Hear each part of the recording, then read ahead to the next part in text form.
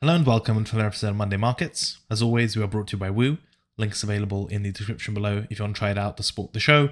As always, don't keep any more funds than you need for trading on any given exchange. The whole point of leverage is to allow you to reduce the counterparty risk. So we had a strong move at the start of this month. I'm sure your Twitter feed and YouTube subscription box is inundated with videos and content, so I'll try to keep this brief in the interest of saving you time. On the monthly time frame, we've had quite a strong start to October, a kind of opening new month rally. In general, I'm not a huge fan of opening drives. So be that the daily, the weekly, the monthly, whatever. Whenever you have an open and the market just nukes or spikes immediately away from that opening price without trading both sides of the open, my assumption is that it's quite likely or reasonably likely for the market to revert and trade the other side of that same open. If that concept makes no sense to you, I would suggest you look at the daily open strategy video on the CryptoCred YouTube channel. I talk about that. But in general, whenever there's a sort of rollover of sorts, and yes, crypto is a 24/7 market, but we still have daily closes, weekly closes, monthly closes, and so on. So in those kind of rollover windows, if the market is very one-sided immediately after that event takes place, I sort of raise an eyebrow is one way to put it. Now, the most evident example of this not working is actually on the yearly time frame. And if we look at this year, we essentially had very little to no discrepancy between the opening price and the low of the year. And then the market just rallied straight away and kept going, I think, far further than most people expected. So this isn't some ironclad law of trading that opening drives ought to be faded, but they are reasons, they do present a sufficient reason to be suspicious. I'll say that much. Now, if we look at the monthly time frame, in terms of what has been achieved on the closing basis, the answer is still kind of not much. So if you want the monthly time frame to be bullish, you at least need a monthly close above 27.2, which would be a range reclaim. And from that point onwards, you could target the midpoint of that same range at 28.1, 28.2, and then the range high at 29K. And if you want to be really bullish, above 29K is likely evidence of a breakout from this larger consolidation. And then you can target sort of monthly levels at 35, 38, so on and so forth. I do want to reestablish the bigger picture. As scintillating as this price action may be around 30K, not much has happened on the monthly. We rallied at the start of the year, and then all of this price action has been sideways around sort of, 26, 27K. We spent some time above it, we spent some time below it, but more or less, the market seems to have settled in the mid 20,000s, and none of this has changed for the last 6 months or so. But with that said, I do want to keep this monthly level on the chart because I think it's relevant. Again, using this sort of cluster here on the monthly time frame, if we take the highest close and the lowest close and maybe even expand those levels just to see where they land. There we go. We have a monthly range low of 27.2, a monthly midpoint of 28.2, and a monthly range high of 29.2. All very nice and linear in that sense. If we go to the weekly, we'll see that these levels are relevant once again. So not only is 28.2 the midpoint of the monthly range, it is also the top of this weekly resistance cluster. You'll know from Don's stream that this entire box is sort of resistance for him, this cluster. If we take just the upper part of it, it falls in the same level or in the same area as our monthly midpoint. And then if you want to stack confluence on top of confluence, if we take this entire weekly range, from range high at 30K to range low at 26K, once again, the midpoint seems to coalesce around 28.2. So now, this looks rather messy, but I think it's rather clear in terms of where these levels come from. We have the monthly range midpoint, the weekly range high, and the weekly range midpoint, all at 28.1, 28.2. So this is a very busy area in terms of the high time frames. And I think if I had to come up with a prime example of don't diddle in the middle, this is a pretty good candidate just because of the amount of overlap from different ranges across different time frames. And hopefully I'm not reaching too far in terms of having 3 levels here. You could just get rid of this weekly cluster resistance and use the monthly range and the weekly range, and you'd still get a decent amount of confluence at 28.1, 28.2. And to me, this is peak diddling in the middle with the additional context of an opening drive for the month. If we go down to the daily, our case isn't helped all too much because just from seeing these levels on the daily time frame, there emerges a rather self-evident level of support and resistance. This low here into this high here. This is the classic sort of break and dump, double close pattern of sorts, if you will. But the market came back to retest and respect the level on the last high, and we're now in the same area again. So in essence, in this rather narrow price pocket, but just in the low to mid 28,000s, we have the monthly range midpoint, the weekly range midpoint, and a daily resistance level. So as far as diddling in the middle, again, not to repeat myself too often, this is about as middle diddly as it gets. So where does that leave us for BTC? I think if you want to, if you missed this move and you're looking to get bullish, your best bet is either a higher low pullback of some sort, or what you would hope is a higher low, into the breakout level at 27.2, 27.4. You'll recall that for some time, we emphasized the importance of the daily cluster high at 27.4, and that seems to fall decently well into sort of that market structure higher low territory. If you wanted to get slightly ambitious with it, you could use the entire cluster, its range high and range low, at 26.9 to 27.4 respectively. And then from a market structure point of view, you could start to make a somewhat plausible argument on the daily that you had a high here, a low, a higher high, and then some sort of higher low dip that respects that daily boundary. But in terms of where we are right now, that higher low dip hasn't presented itself, and instead we're much closer to this midpoint resistance than we are to the higher time frame support. So options are either wait for a pullback and try to make sense of it in terms of market structure, or wait for this confluent 28.1, 28.2 level to get flipped somewhat convincingly,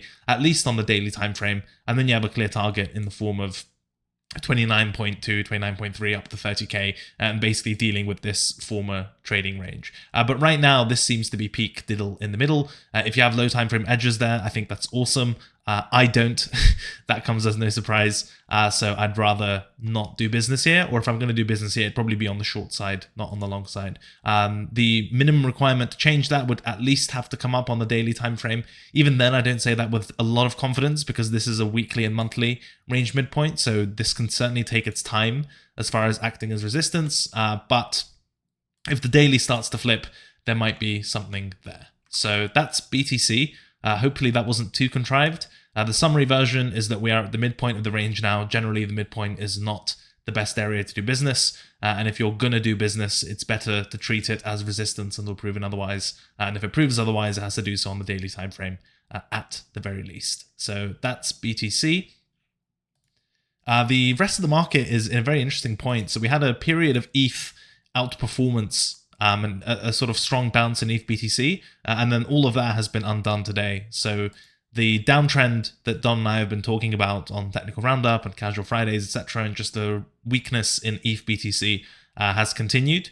We also spoke about the Ethereum futures narrative and how we didn't find that to be totally convincing. There was a gentleman who posted a very interesting thread on Twitter with a rebuttal, and I thought his points were generally well made. Nonetheless, the market, at least for the time being, still seems to be interpreting the launch of the ETH futures themselves more as a sell the news event or something that's been sufficiently priced in. So the ETH BTC bounce has been erased as a result.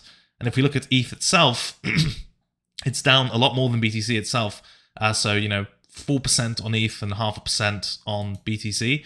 And not a lot has changed on the Ethereum front in terms of levels. If you want to be really cynical about it, this entire ETH BTC outperformance drive, etc., the only thing it could achieve was a spike of the high and a really nasty rejection from that point onwards.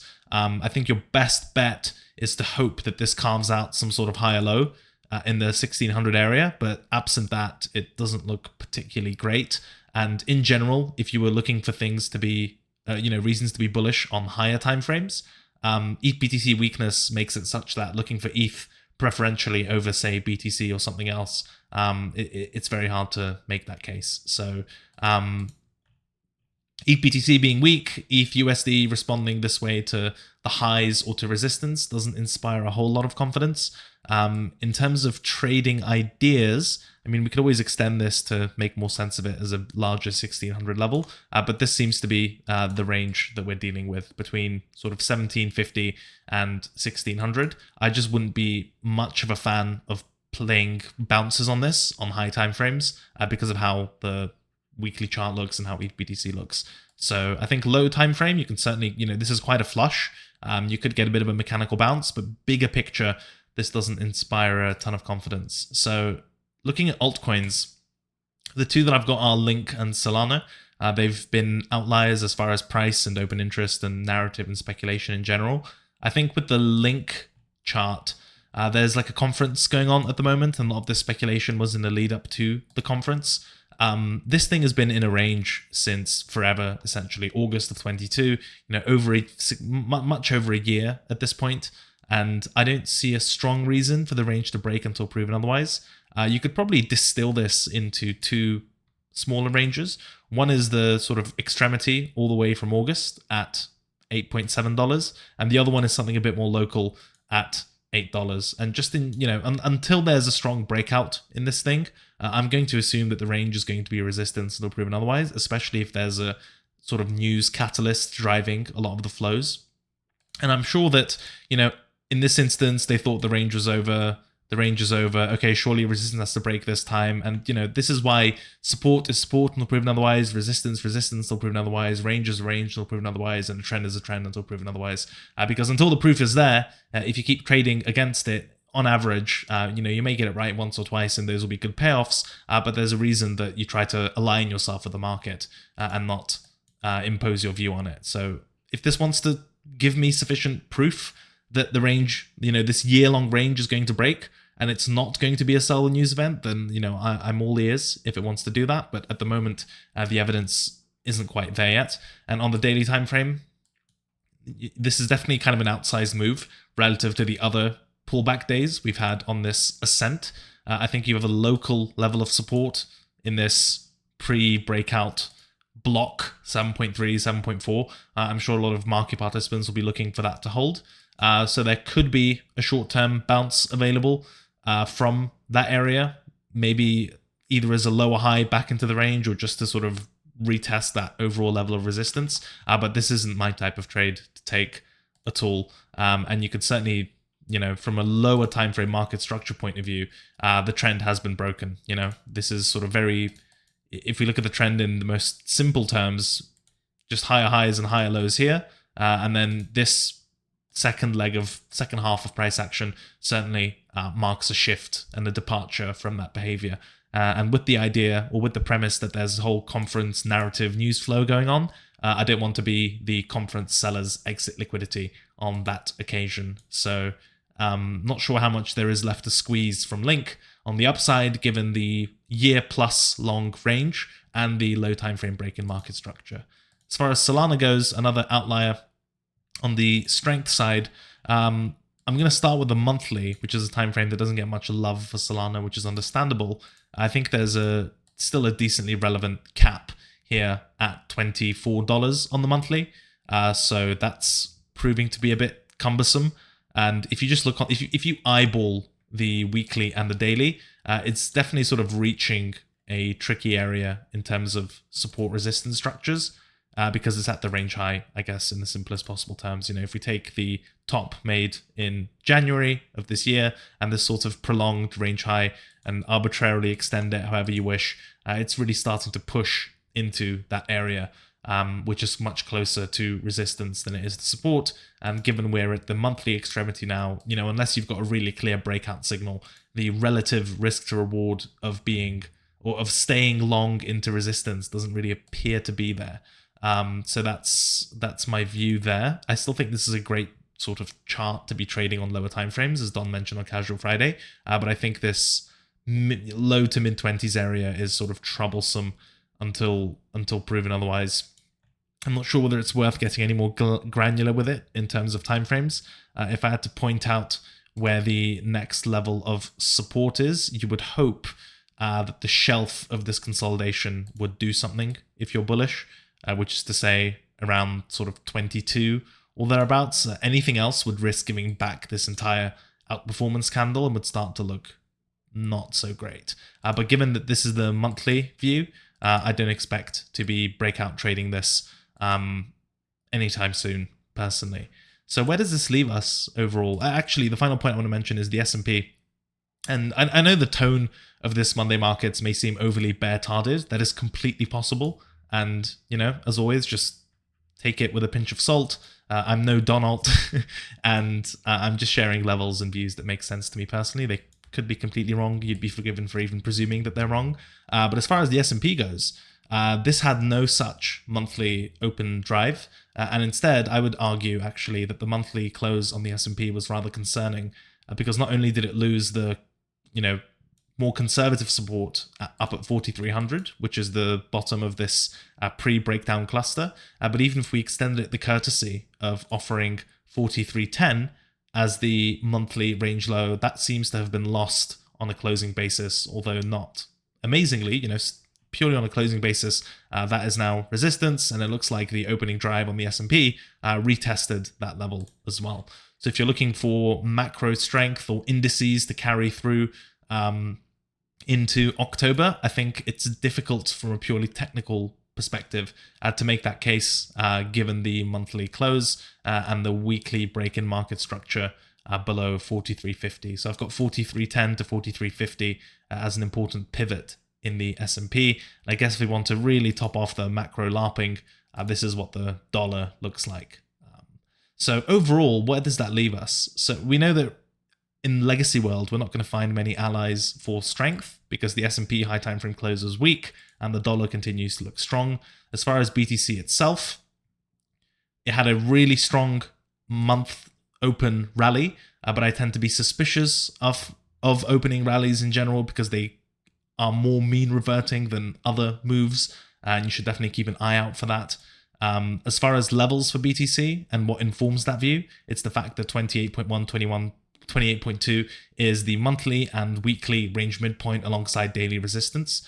So that makes it, put those two together, i.e. 1, opening drive, 2, into multi-time frame resistance. It makes it really tricky to be a bull below these levels, in my opinion. And you're really hoping for either a higher low into the daily cluster somewhere or a flip of those levels for your case to be supportive. But at the moment, we have an opening drive into resistance that isn't being supported by macro more broadly. So probably just bear tarding at the bottom. But, I don't really care about bias per se. I care about setups. And the setups below these levels are going to be short oriented more so than long oriented until such time that these levels flip or, at least the daily chart comes in line and looks more bullish. On the ETH front, the outperformance in ETH BTC and a lot of the sort of ETF futures outperformance narratives have been dispelled in the space of one day. And that weakness in ETH BTC is obviously apparent in ETH USD as well, which came in, spiked the high, and is back below 1700 once again, which is, I think, a really important higher time frame reclaim level that hasn't materialized quite yet. So final notes, as mentioned, this is, I guess, an overall summary. Leave a like if you enjoy these videos. I know I said this would be a shorter one, but I guess I lied. My apologies there. On the outlier altcoin front, we have Link into the range high of a multi-year range with sort of news conference flows, and I don't personally love those. I think your best bet, if this time is really going to be different, is that 7.4 to 7.3-ish has to hold. If it doesn't, I'm going to assume that this is pretty much just like every other move in the past 6 months, where you have a buy the rumor, sell the news, just a more exacerbated version of it. And on the Solana front, while sort of less straightforward from a technical point of view than Link, BTC, etc., I still think that the biggest obstacle for a larger breakout is the monthly resistance at 24. And if you really look at price action closely, we've spent the last almost year banging our head against this level. So when it breaks out, I think it'll be really explosive, but there have been a lot of incorrect bets on that breakout, and I don't want to be one of them. So that's it. Hopefully this wasn't too doomerish or bearish. I really just care about levels and medium timeframes. In that scope, I hope it was helpful. And thank you to Woo for supporting the show. If you want to see more of this, I mean, leave a like, leave a comment. If I missed something or got something terribly wrong, your feedback is always valued. Leave a comment below. And yeah, have a wonderful remainder of your week. We'll see you for some flip-floppy newsletter stuff tomorrow at trletter.com and the usual content for the rest of the week. Thank you and bye-bye.